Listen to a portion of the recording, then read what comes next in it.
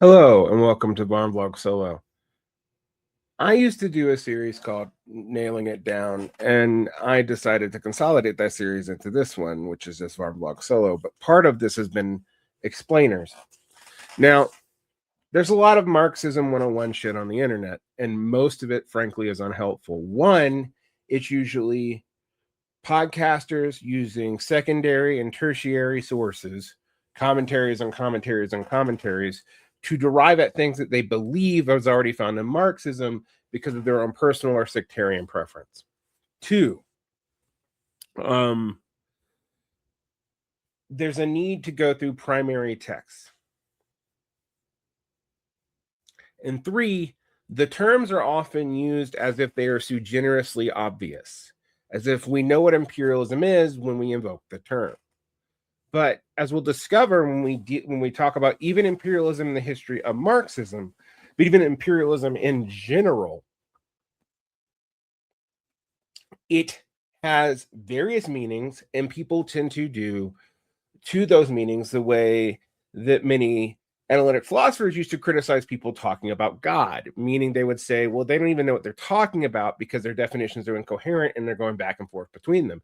And I actually think this is often true when Marxists talk about imperialism. Now, this project, Getting the Terms Right, is going to be exploring a bunch of terms. We're going to talk about a lot of common terms that are used in Marxism, their origins, etc. And I've done this before. This was a sub part of the Nailing It Down series. Back when I worked for Zero Books, it was part of the Theorizing with a Hammer series. But what I've found is I tried to deal with primary text too much to replicate the methodology of the argument. And I'm still going to do that. I've decided to continue doing radical engagements for that reason. But sometimes you just need some pure direct instruction, as we say in teaching. And we can build from there. So we have to ask ourselves, what does imperialism tend to mean in general, even before it became a term of debate in Marxism? Imperium, from the Latin, actually appears as early as the 5th century BCE, and it meant strictly the power to command. The power to command was initially put in the Roman context of a Roman magistrate, like a consul, who was granted imperium, which gave him the legal right to execute the law. The executive branch comes from this idea, and lead the army. Even in early Marx, Spencer Leonard, a scholar I often disagree with, but he actually demonstrates this well.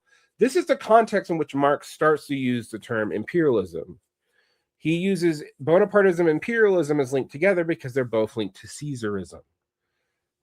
Imperialism is the right to rule in a military context, meaning outside of the legal jurisdiction. All right, so you can already see that imperium is the ability to command, and it gets expanded when Caesar crosses the sacred boundary of Rome, the Tiber, which was the Podrinium, and this is empire. The power to command was technically expired, so this shift from power to place begins with Caesar. So Caesar is the imperator, the commander. That's all it originally meant. But he is the commander of the empire, which comes from when the military jurisdiction is expanded back to the place where it is not held. So Caesar becomes a dictator by expanding his ability to command to a place where he doesn't have it. Now, the word empire appears in English in the 13th and 14th centuries, probably following the Norman conquest, who took it over from the French, and this Latin vocabulary is thus imported into the English language. So we see the word empire used in early translations of the Bible as well as in Chaucer. So we see it in Middle English. But it was almost specifically used for the Roman Empire, or the are the Holy Roman Empire. So either the Roman Empire of Antiquity, either the Byzantine or Western branch, or the Holy Roman Empire. It wasn't used for anything else.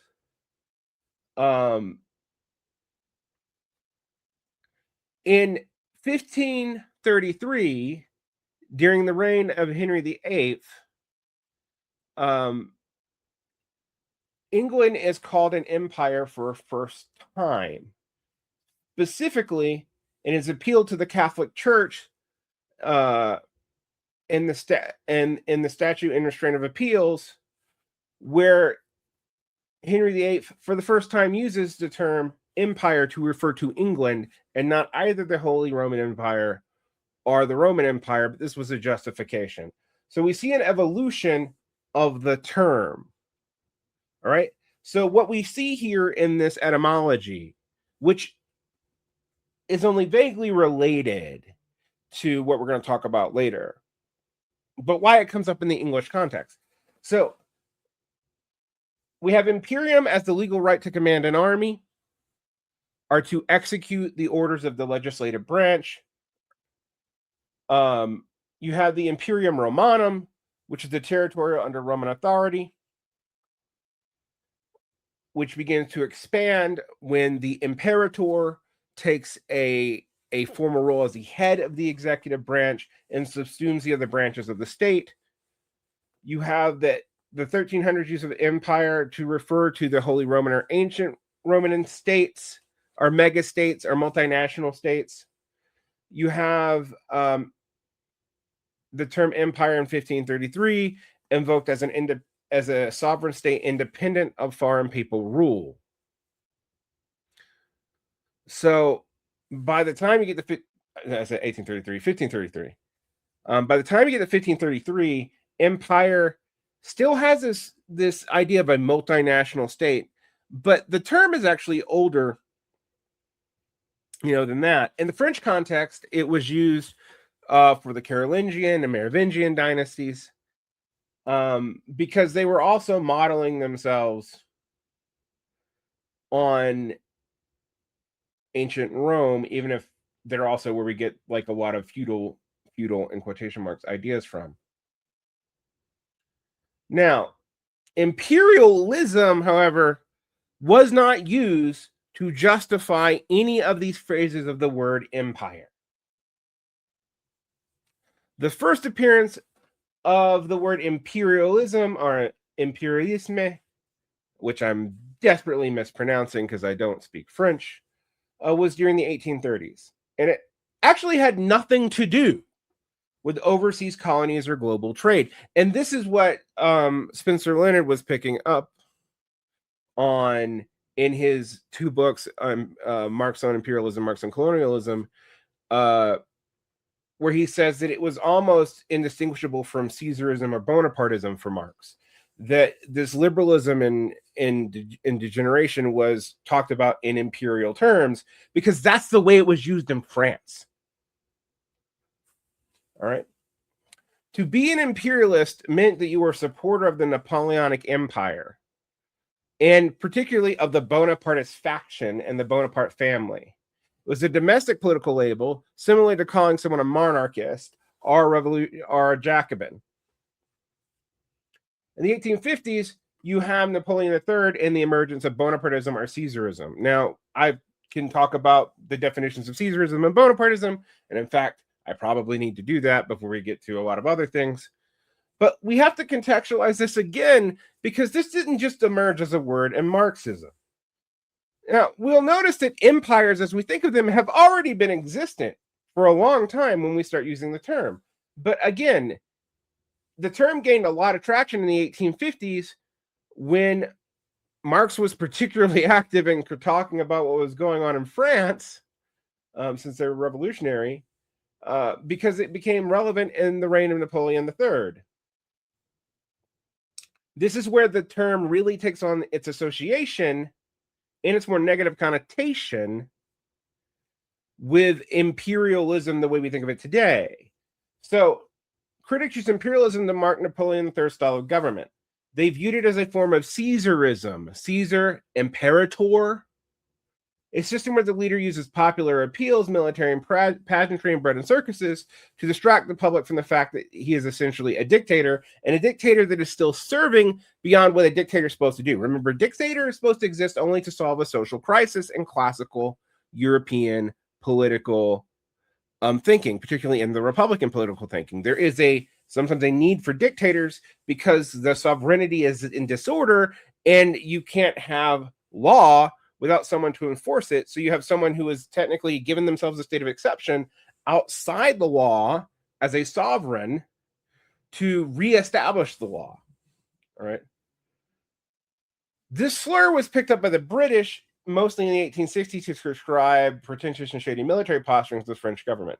In this context, imperialism means domestic tyranny masquerading as national glory.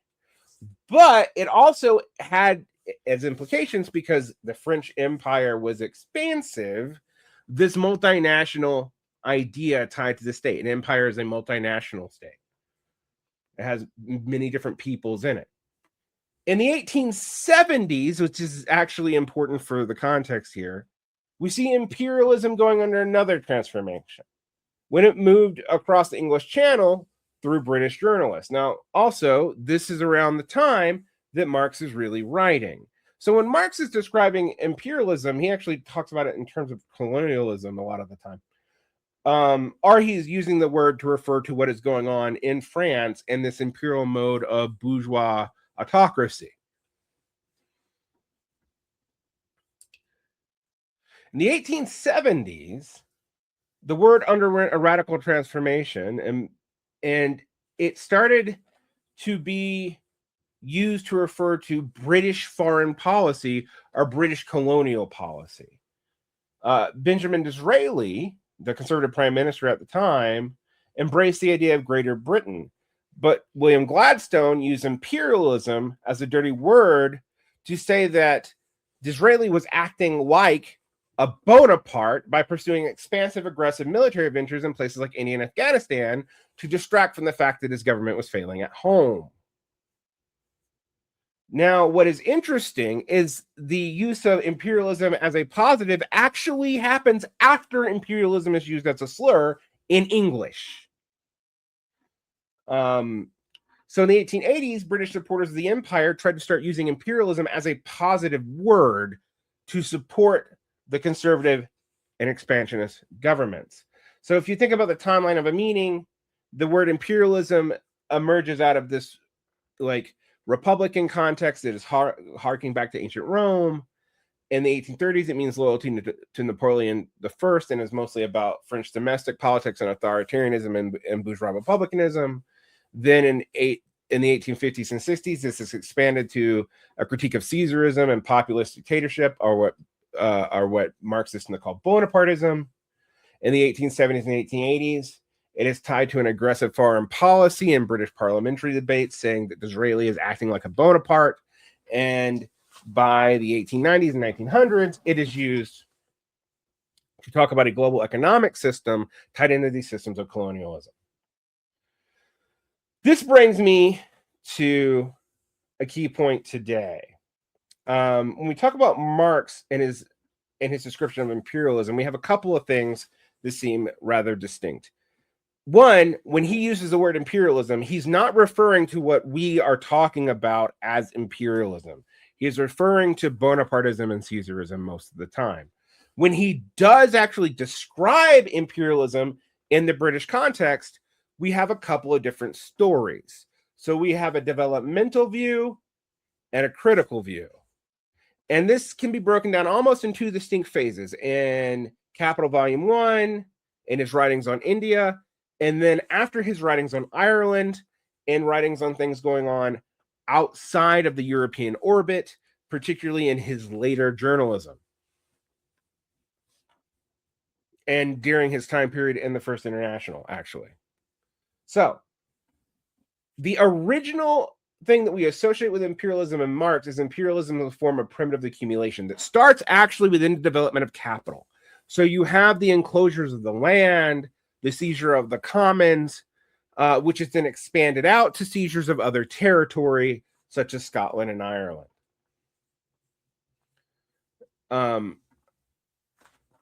This is a violent process of taking land and resources to jumpstart capitalism.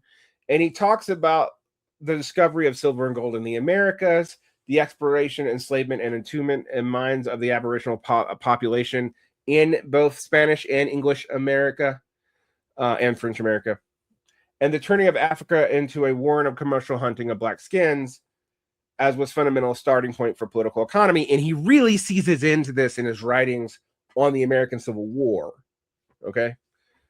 But for this primitive accumulation, so-called, and it's important that we call it so-called, is how Marx thinks imperialism is tied into the beginnings of capitalism.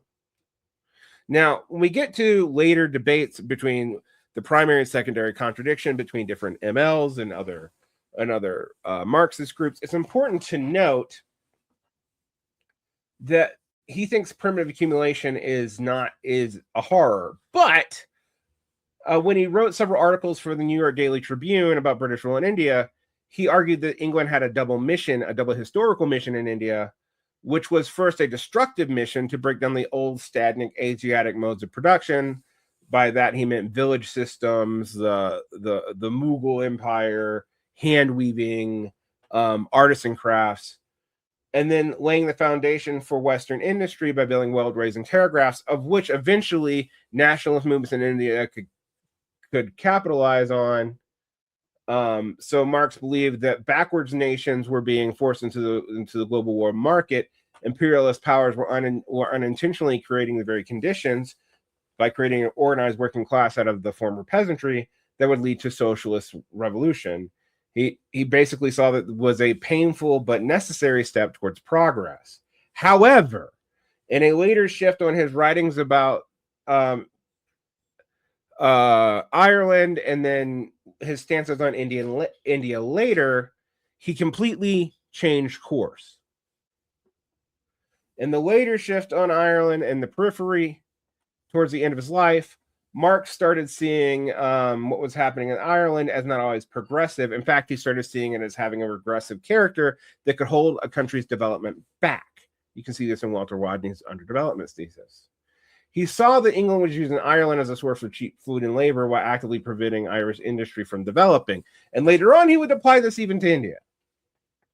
He also saw that this actually created a working class division that English bourgeoisie could play off, pitting Irish workers against English workers to keep them from uniting.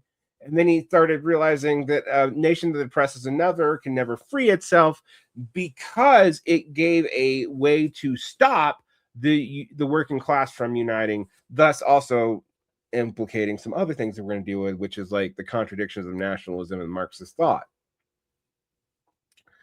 If you compare Marx to Lenin, though, we have a couple of views. One, if you think primitive accumulation is the same thing as imperialism that Lenin is talking about, then Marx sees it as something that is predominant in the early stages of capitalism and maybe even emerges just before it or concurrent to it, depending on your own interpretation.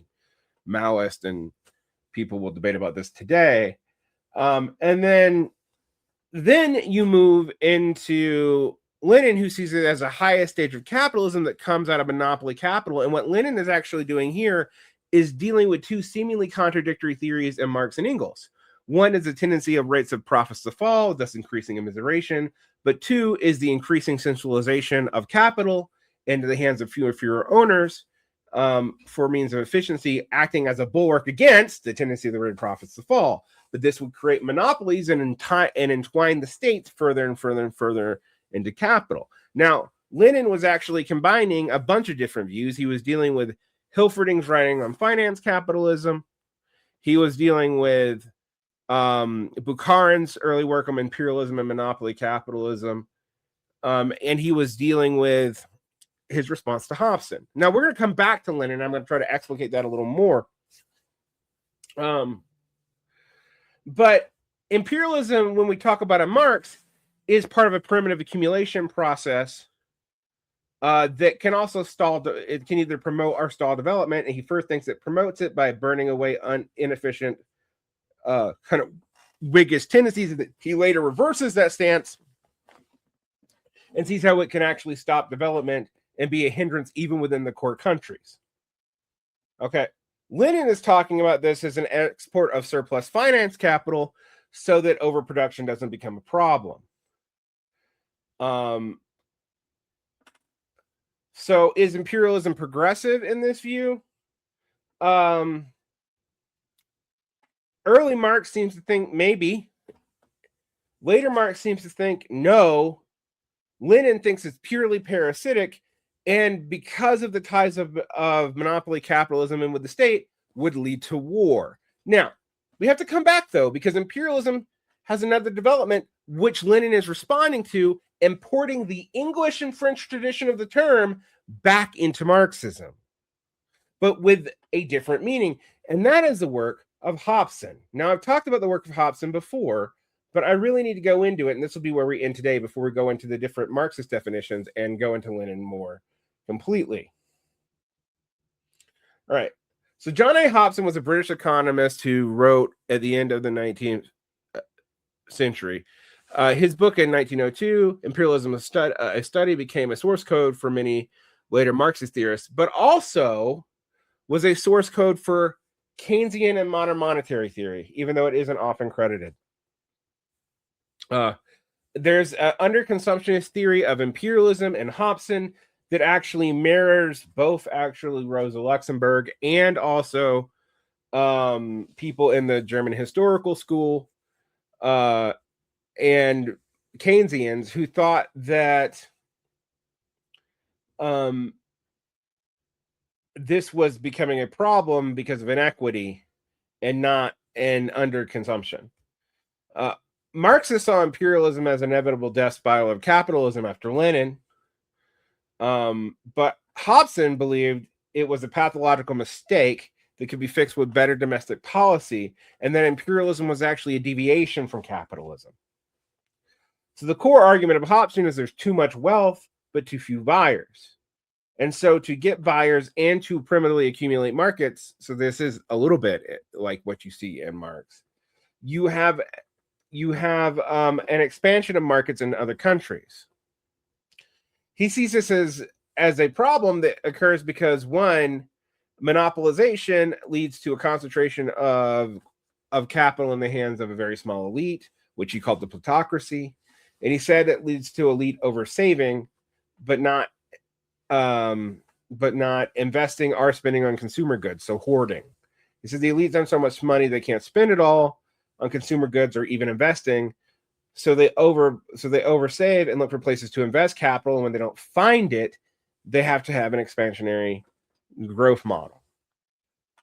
One of the reasons they do this is because the working class is paid so little. So again, Hobson actually agrees with Marx and immiseration that they can't afford to buy products being made in their own countries. And this leads to a surplus trap where domestic markets become clogged and there's a surplus of good and a surplus of capital with nowhere to go. Now, if that sounds like Marxism, it does rhyme. So the solution that most of the imperialists come to is that the domestic market becomes weak. Wealthy elites pressure government to use military to open up foreign markets with new investment opportunities, particularly if they're not already implicated in the capitalist system. This leads to a parasite class, according to Hobson, where imperialism only benefits a small group, armament manufacturers, finance capital, and hierarchy bureaucrats, while the rest of the nation pays the bill and blood and taxes. And this is a drain on democracy that he warned that maintaining an empire would eventually lead to militarism at home and the erosion of domestic freedoms through the punishment of Bonapartist dictators who would have to enforce it. Now, he thought that the answer to this is literally printing more money and spending more on domestic services. He basically has a Fordist-like answer, or what we might call a Keynesian social democratic answer to the problem. This is before Keynes. This is before you see Michel Ennis pick up Knapp's stuff from the German historical school. And he argues that that this is just a policy choice, that you could actually do enough printing of money basically to encourage domestic spending to eat up the consumption, and you could do this by taxing the rich and raising the workers' wages so they can buy domestic goods. If this sounds like the way most social democrats think, it is probably closer than the Marxism that they claim. His goal is that this makes capitalism work better within a national polity. Now, later Marxists after Lenin, and to some degree even Marx, sees this as an inherent stage of capital. They don't think that you can reform this, that you're always going to get back to this because of the tendency of the rate of profits to fall and the centralization of capital in the fewer hands to as an offsetting tendency of that. Thus tying capital more and more to the state and trying to convert more things into rents. And thus doing that, there being an underdeveloped market in the country for investment, you have to expand markets elsewhere. So while you see a similar thing working out in Lenin, in fact, Lenin's directly responding to Hobson and the social democrat, the German social democrat, Rudolf Hilferding. You see that there's a very different orientation. For Lenin, you cannot separate imperialism and capitalism. Now, we'll come back to Lenin in more detail on part 2 of this, and we'll talk about how this develops in the Marxist context when people pick back other theories from Marx and try to work this all out. Take care and protect your peace.